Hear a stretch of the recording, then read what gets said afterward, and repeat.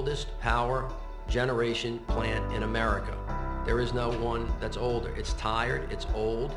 FEMA gave the Sewerage and Water Board $150 million to fix its Carrollton power plant, but in 5 years, they've only spent $50 million of it. Could they have spent the money more wisely than trying to fix old equipment? It certainly appears so.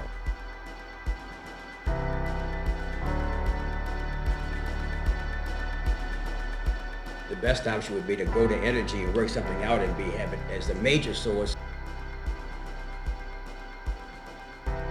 The substation for Entergy went from costing potentially $10 million to $100 million.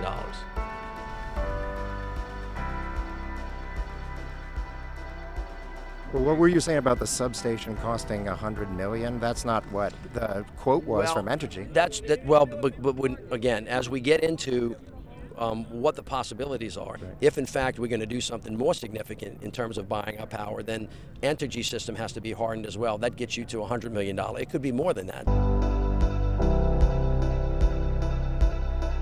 If you have to build a new power plant, it's the equivalent of building, for the most part, a new Superdome. We wanted to verify the mayor's claims, so we looked at Entergy.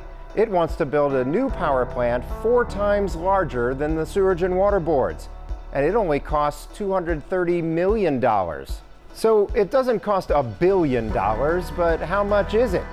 Well, the Corps of Engineers bought a brand new turbine for the Sewerage and Water Board, installed it, connected it, made it compatible with the old-fashioned pumps, even built it its own building. And that costs $31 million and produces 1/4 of the plant's power. That means the Sewerage and Water Board could have installed 3 of those new turbines, each with its own building and the ability to operate the old-fashioned pumps, for $93 million. And here's the real kicker.